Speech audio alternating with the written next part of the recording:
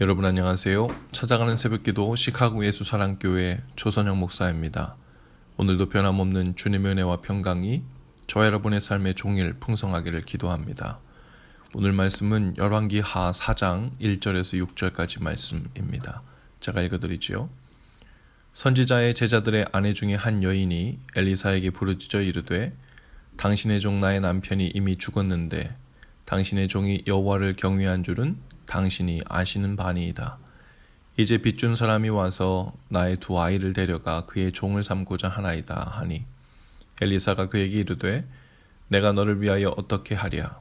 내 집에 무엇이 있는지 내게 말하라. 그가 이르되 계집종의 집에 기름 한 그릇 외에는 아무것도 없나이다 하니 이르되 너는 밖에 나가서 모든 이웃에게 그릇을 빌리라. 빈 그릇을 빌리되 조금 빌리지 말고 너는 내 두 아들과 함께 들어가서 문을 닫고 그 모든 그릇에 기름을 부어서 차는 대로 옮겨 놓으라 하니라. 여인이 물러가서 그의 두 아들과 함께 문을 닫은 후에 그들은 그릇을 그에게로 가져오고 그는 부었더니 그릇에 다 찬지라. 여인이 아들에게 이르되 또 그릇을 내게로 가져오라 하니 아들이 이르되 다른 그릇이 없나이다 하니 기름이 곧 그쳤더라. 아멘.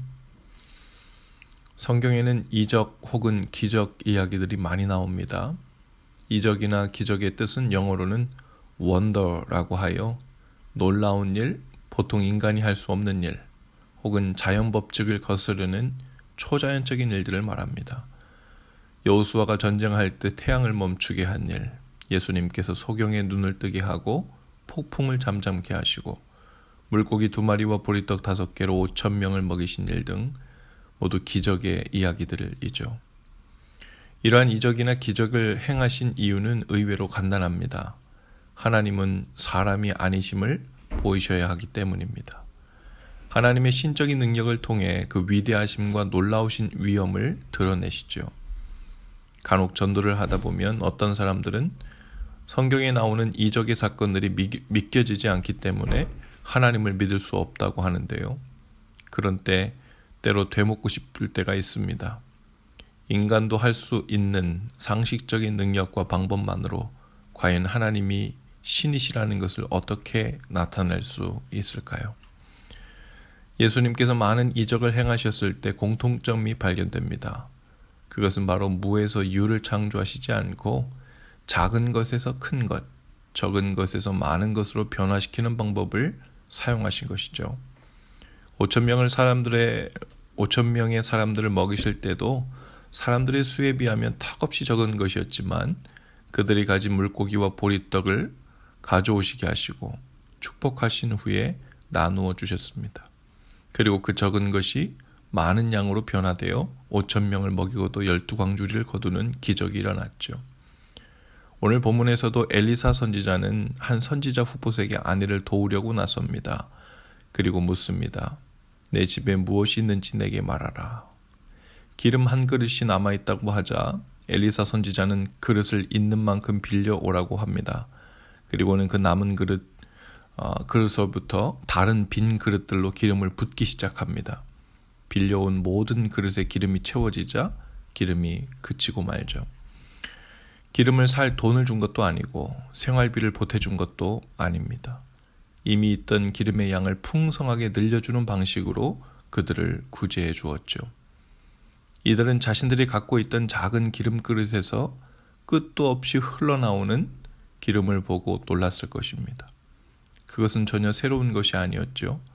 매일 사용하던 자신들의 눈에 익고 손에 익은 그들의 기름 그릇이었습니다. 그러나 너무도 적은 양이어서 그동안은 보잘것없다고 생각했을 것입니다. 하나님을 경외하는 선지자의 아내라고 하면서도 정작 눈에 보이는 기름의 양만 보고 절망했었죠. 그 적은 기름 그릇이 하나님의 손에 붙들릴 때 어떤 놀라운 역사가 일어날지에 대해 주목하지 못했습니다. 소망을 두고 있지 않은 지 오래였습니다. 이후로부터 이 선지자 생도의 아내와 두 아들은 눈에 보이는 것만 보고 하나님의 일과 하나님의 능력을 제한하지 않게 되었을 것입니다. 과부인 것, 가진 것이 적은 것, 아이들이 어리다는 것 등이 문제가 아니라 그 작고 적은 것이 하나님의 은혜의 손에 맡겨지고 붙들리는가 하는 것이 관건이라는 것을 믿고 살게 되었을 것입니다.